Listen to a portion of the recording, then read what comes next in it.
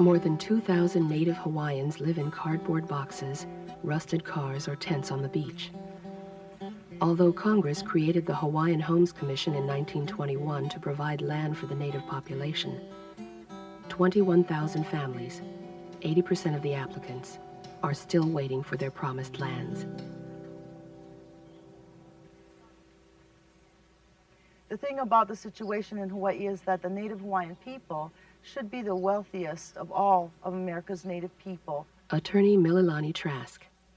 The situation that we have with regards to homelessness, our prison population, the highest pre- and postnatal death losses in the United States, this situation is not one that should be occurring now, given the vastness of our lands and natural resources. But history demonstrates that the state and the federal government have utilized these lands and resources for public purposes, and so the Native people, as wards, currently live in a state of tragedy and poverty. When you understand that, you can, I think, understand more fully the reason for the Native outcry at this time. It's a situation of dire urgency for our people. I guess all my life I've been struggling, and I go ask for help from people, I guess, from America. And all they could tell me is that they're going to try to see into it. They're going to try to see into it. Until today is all they ever told me. And the best part about it is that I went to the service for defend our country, America. And in return, that's all they ever told me is they'll see into it. And nothing that I ever asked that they ever did try to help me with till today. I'm still battling with them. Louis Pelicani, a military veteran and skilled net fisherman, recently lost his job at a nearby sugar plantation. After being refused welfare, he could no longer afford to keep his family of 10 in a one-bedroom apartment in town. Yeah, small lady, Laurie. Hi, Dudu. Start from the oldest one is Malia, then Delsin, then Leighton, oh no, wait, Maria, then Leighton, then Melissa, then Buki, and then Bud down here. This is my junior. And this is the last one, Lani, another girl. Having any more? Not right away. Not right away. Louis moved his family to King's Landing near the Hilo Airport, where 9 other families have taken a stand against the state and the Hawaiian Homes Commission. Ignoring the law and rejecting the Commission's waiting list, they have claimed plots of land for themselves and created their own village. 3 times over the past 10 years, the Commission has attempted to evict them, but the villagers remain committed in their resistance and their efforts to build their lives in King's Landing. Some say they are prepared to die to defend their new homes. King's Landing resident, James Iopa.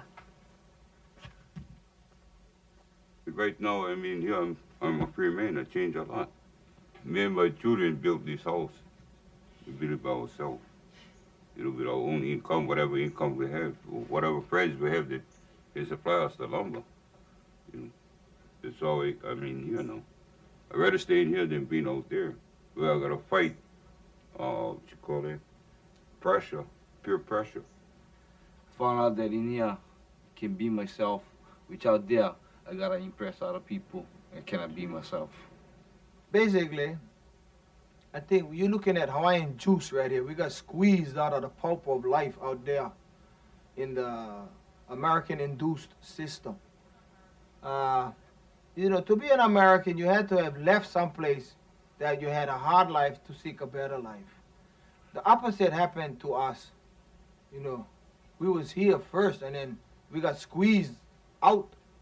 Those Hawaiians out there who are humbly waiting in line for permission from the American bureaucracy are dying out there, and that's why they're actually mad with us, because we refuse to die humbly and wait for permission from somebody who's dumber than us, who's more ignorant than us, and represents a fallacy of democracy. When all we end up with is with the hypocrisy of democracy.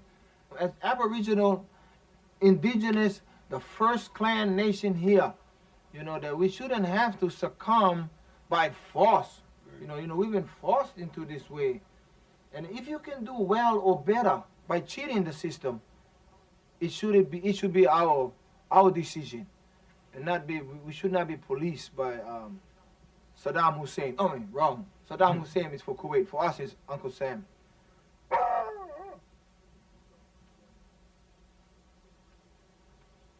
Skippy Ioane is the unofficial leader and philosopher of the King's Landing community. I'm a Vietnam veteran. My father is a Korean War veteran. He got shrapnel in the ear. My grandfather is a World War I veteran. So Hawaiians always going off to the war. And I really feel raped. So when I went to Vietnam, and then one time I was watching the people eat.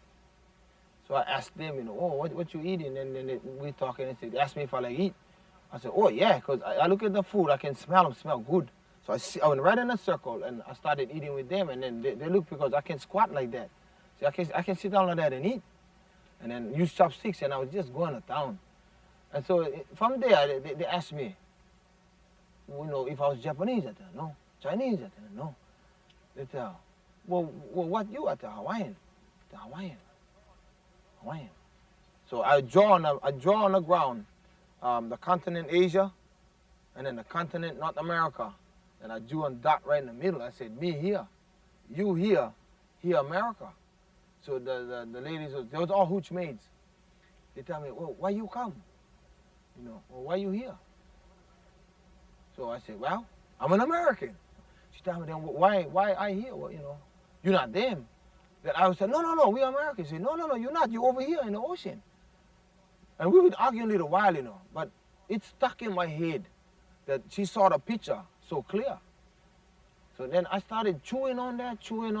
From talking to these people in a war, I slowly but surely started unmasking the whiteness of me and bringing back out the brown. Just throwing all these American things, and half of them are lies. They lied to the Indian. Then that's all. I don't have to, say anything more. Just follow that trail. That's the same thing happened to us. I just feel that people of color have been set up. We've been set up.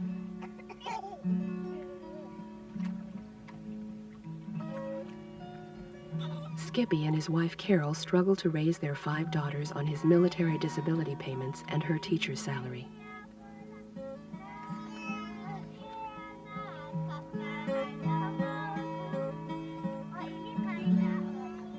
Now, a lot of our troubles had come when the Christian faith came.